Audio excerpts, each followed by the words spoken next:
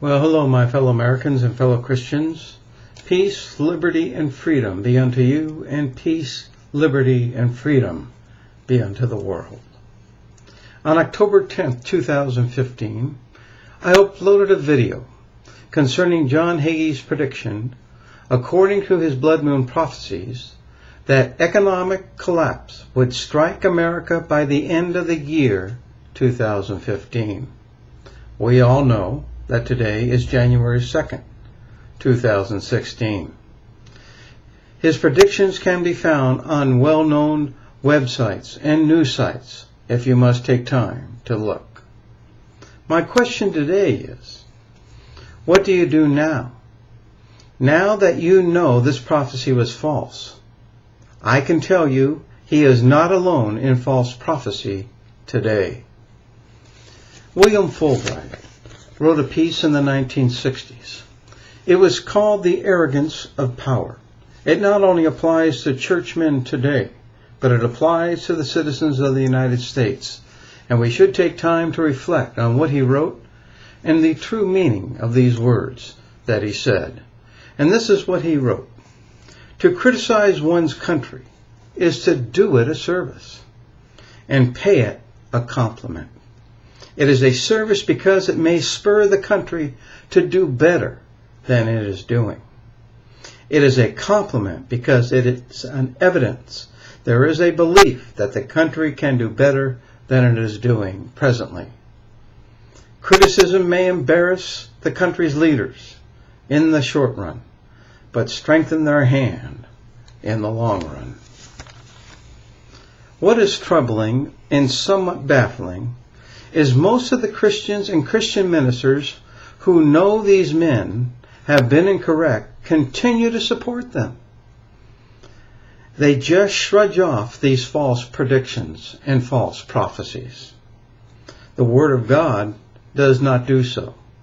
You can read in Ezekiel 13:6, which says, "They have envisioned futility and false divination, saying, 'Thus says the Lord,' but the Lord has not sent them. Yet they hope that the word may be confirmed." In other words, they made predictions with the hope they were correct in their assumptions. This goes on today, and on, and on. Now the Word of God makes it clear that anyone speaking on the Lord's behalf and speaks falsely is considered walking after their own dreams and visions and not those of the Lord. I can only say to you, do not be surprised.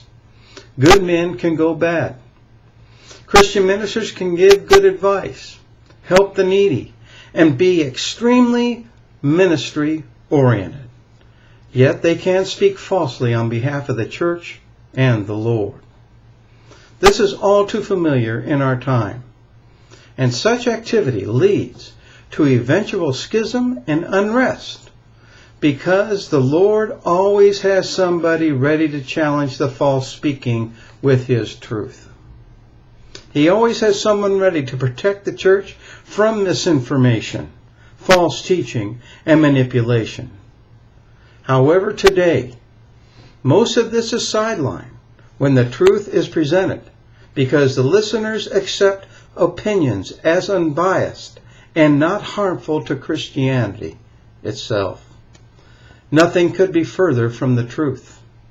True opinion can only prevail when evidence proves the opinion as fact. This can only happen through thorough examination, which most do not do today. Therefore, false opinions prevail in the church because there is no thorough examination.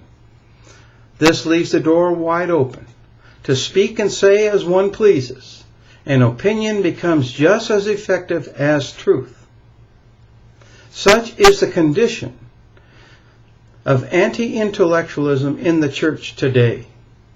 The outcome of non-active minds gives birth to deception, which is the predictions of the Lord concerning the end times. The decline of personal thought is baffling. For the health of the church and the nation relies on the information stored in the minds of the citizens and Christians. This is why the Lord speaks against the false preaching and assumers of the land. It not only damages the Lord's reputation, it also brings false truths to believers as a truth, which leads to further ideas which eventually corrupts proper ideals of the Lord. Thus, his word against it. It is interesting what James Madison wrote in 1832. And this is what he says. He says, a popular government without popular information or the means of acquiring it is but a prologue to a farce or a tragedy, or perhaps both. Govern ignorance is what we should be doing, and knowledge will forever govern ignorance and a people who mean to be their own governors. And they must arm themselves with the power which knowledge gives. May you give more thought to what is spoken on behalf of the Lord today, and the assumptions and predictions concerning our time and the future. God bless you, and God bless the United States of America.